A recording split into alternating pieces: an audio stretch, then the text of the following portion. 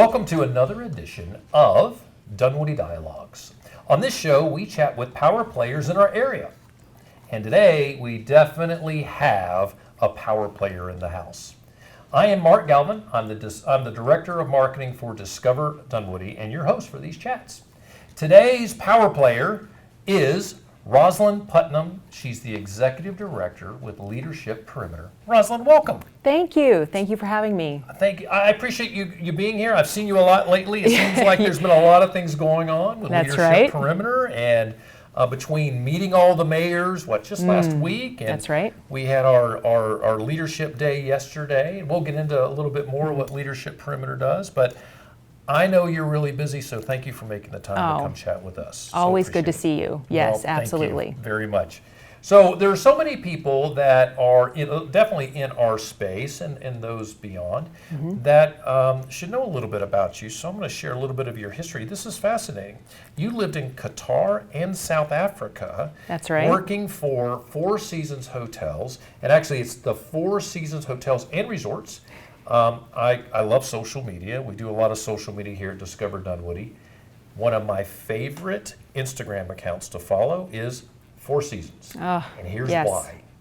Those hotels all over the world, unbelievable. In the scenes and where they are and what they're unbelievable. So what a great brand. It's an incredible brand. Yeah, it was so much fun to be able to experience the brand offerings all over the world. Of course, being stateside most of my life and then experiencing the other cultures in these places was just, it's everything that you would think it is through Instagram and more. That is so cool. So representing them means what? What did you do? So most of my background is business development, sales and marketing. And then in Qatar, I was head of brand management for another hospitality company. And a lot of the preparation that was done in our brand experience was for World Cup 2022. Oh, that's so cool. So were you there for World Cup? I wasn't. It pains me. It pains me to say that. I was here in Atlanta, and I know it's coming through to Atlanta, so I'm not too sad. Well, actually, don't tell that. Don't tell anybody that, because there may be some brand management things that could pop up in Atlanta, right? So, no, we're keeping you. So. So that is really cool. Brand management means what? What did you do when you had that role? Right. So, hospitality companies, other, companies will have, brand and quality management. So what that means is you have a set of standards that you live by, and how do those trickle down to the employees and the guest experience? Wow. There's a lot of metrics involved, and we used Forbes travel guide standards, I'm sure you've heard, and that's actually based here in Atlanta. So we worked closely with them, and we were able to achieve a 4-star rating, which was one of the first in that country. Wow. And again, this was all in preparation to welcome guests for the World Cup and impress them and excite them along the way. That is awesome. Yeah. I love that. So when you came back to the U.S., you were appointed Executive Director of Leadership Perimeter, which is really what I want to talk about today. But I love your background, and as a former hotelier, I appreciate the type of work that an organization like Four Seasons has to execute. It's very particular. It's very it's very exacting.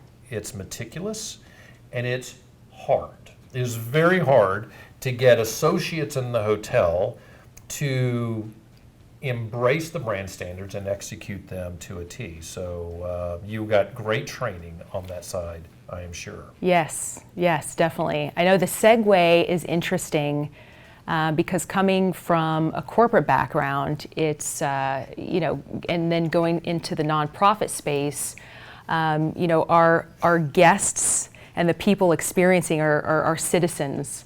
So, when you talk about meticulous and getting people to, be informed of how their community functions, I take that very seriously. We are convening people, maybe not at restaurants and hotels and resorts, but we're convening people in different areas of the community so that they're able to understand how it actually functions and how they can get involved. So this is the key part of what Leadership Perimeter does. It is the key, yes. Kind of dig into that. What is, my favorite question is what do you do and why do you do it? So what is the mission, if you will, of Leadership Perimeter, and why do you do it? So the mission of Leadership Perimeter is to inform and guide community leaders to serve in their communities. We are a nonprofit, 501c3. We've been around for 38 years. And we want people to be more active, participating citizens. And so how do we do that? We do that through 2 programs. And we have an adult and a youth program. So we take a multi-generational approach, if you will. Wow. Okay. So in the youth program, it's sophomore, junior, and seniors in high school. Mm-hmm.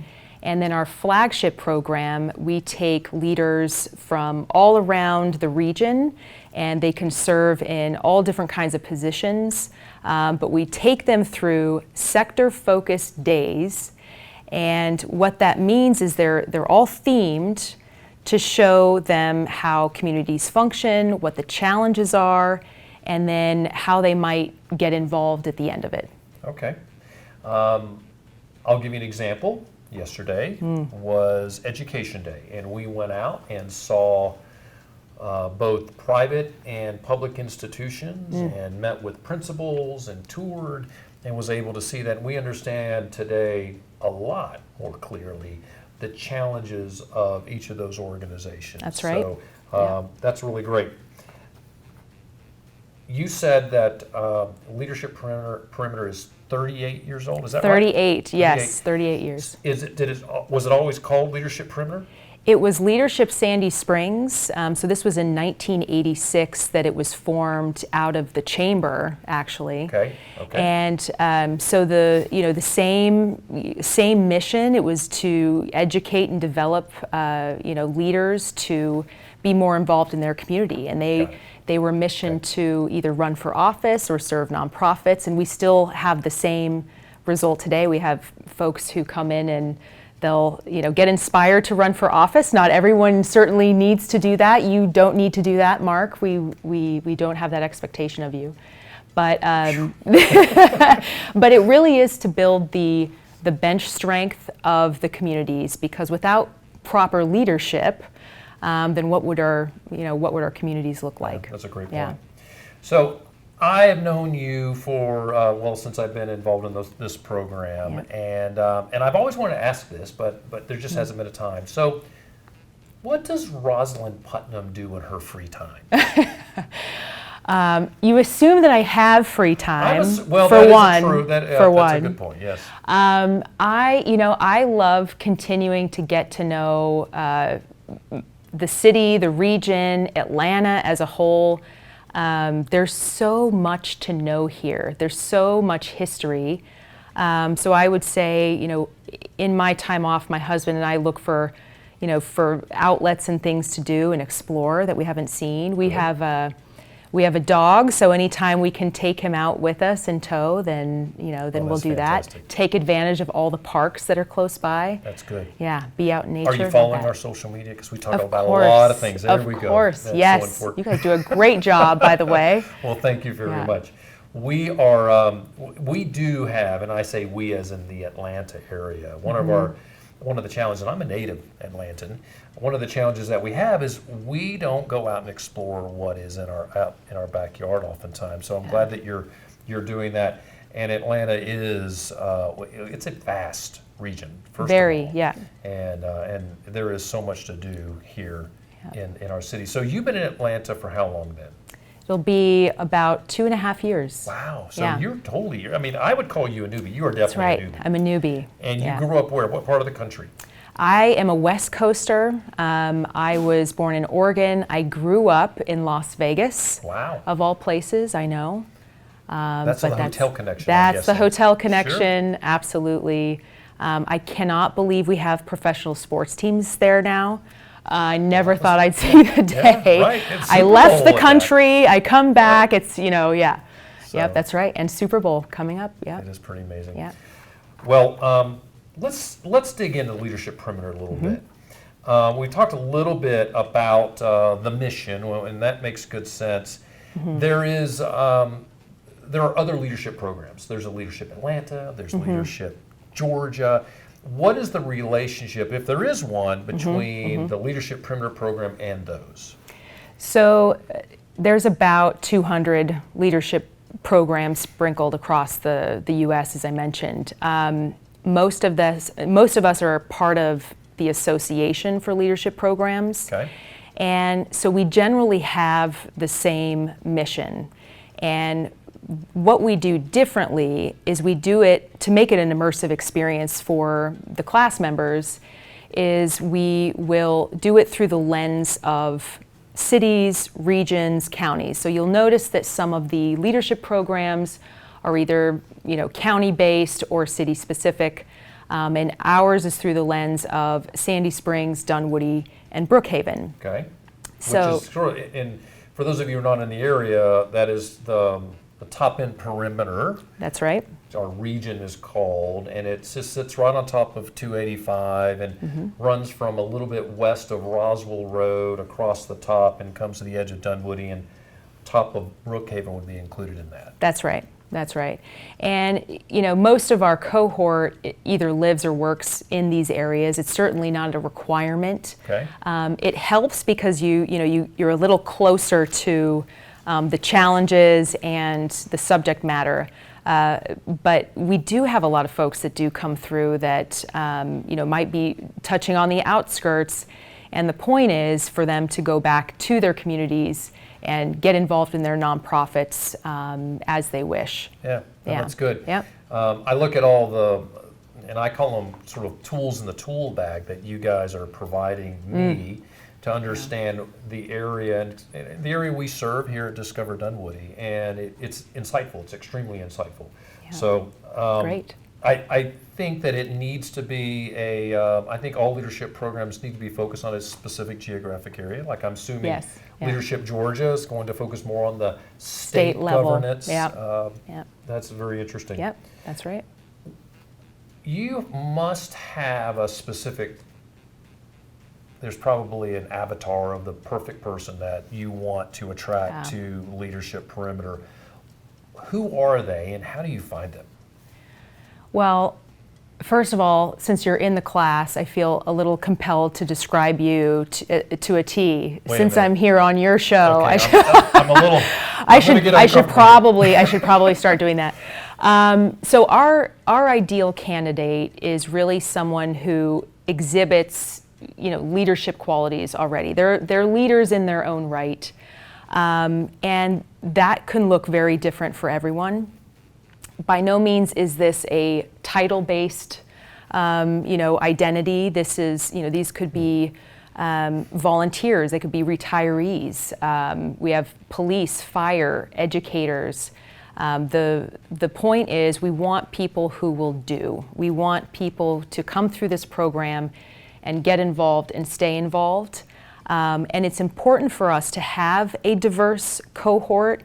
Because as you can see, and in your class, when you have a diverse, makeup of people from private sector, public sector, small business, large business, the conversations are a lot more well-rounded, and the priorities in every household is much different. We saw that in Education Day yesterday. Oh, yeah. The questions that would come up are much different in every household, and All the different perspectives. That's right. Yeah. That's right. So it really it's the health of the overall class, but also that's what makes up our community. It's not one type of leader. We want a diverse cohort, but the people who will do. That's the top priority. Oh, that's great. Yeah. And I think it's interesting. So and this group has.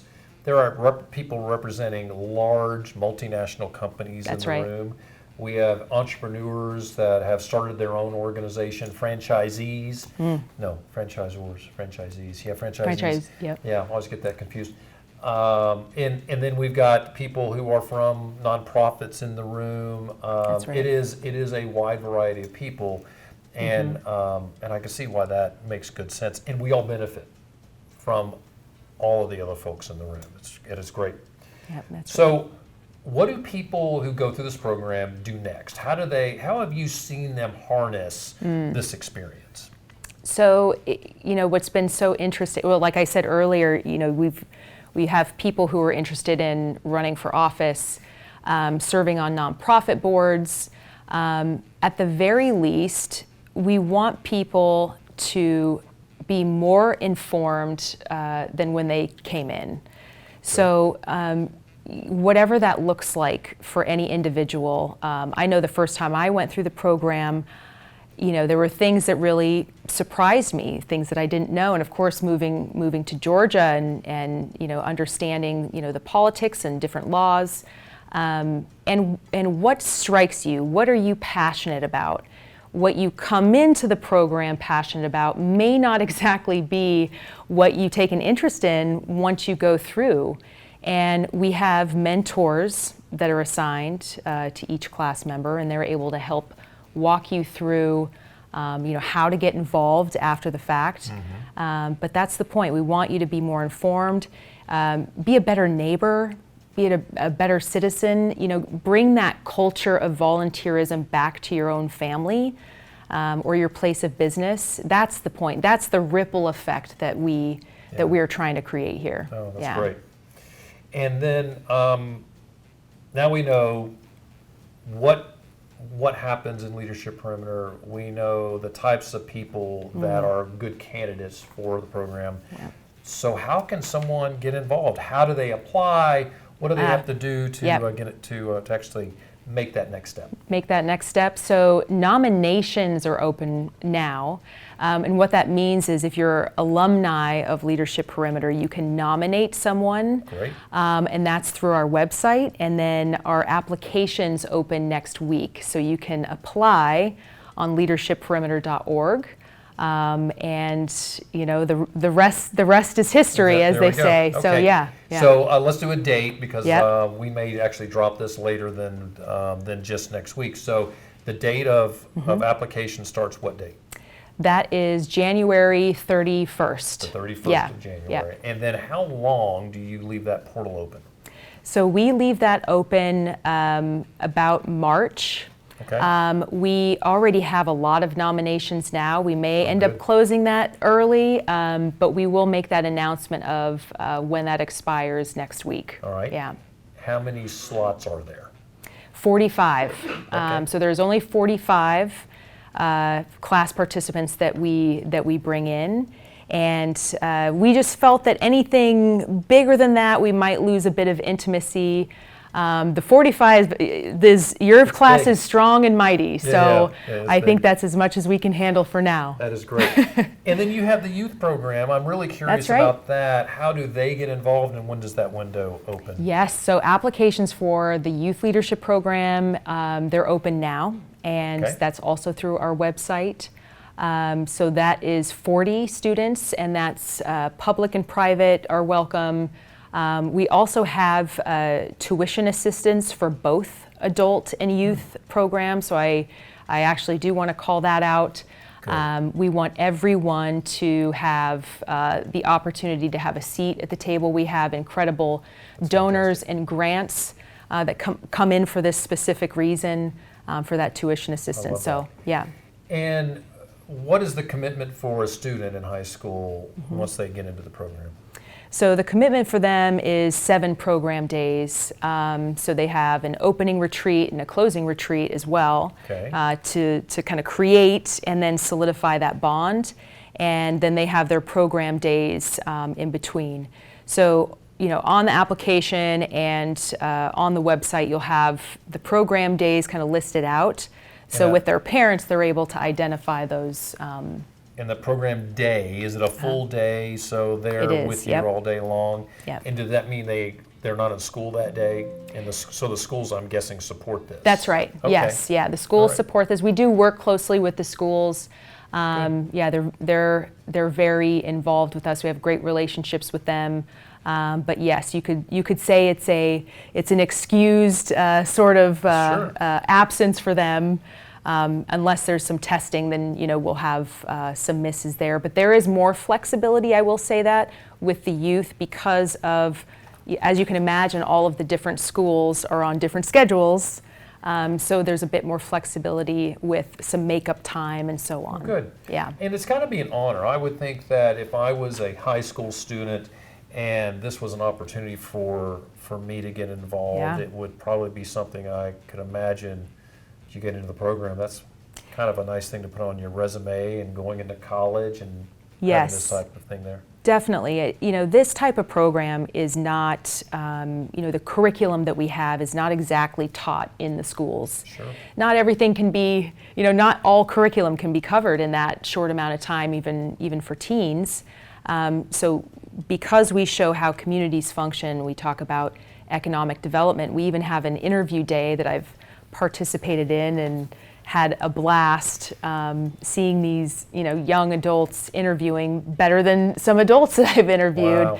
Wow. But to get those soft skills and real life experience out there has been really helpful for them and their confidence. Yeah, it is great experience. And there were a couple of high school students that came to the Night of the Mayors, and they That's right. They had three. You had three of these alums Yes. from past class introduce each of the mayors, and I thought that was fantastic. Great experience for each of them. Great public speaking It was- experience. yeah, Yeah, so it was impressive. wonderful.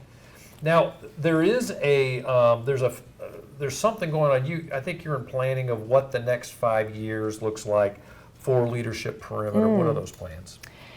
Yeah, so we've settled into this this regional approach just recently. Last year we rebranded from Leadership Sandy Springs to Leadership Perimeter. We've grown our flagship class.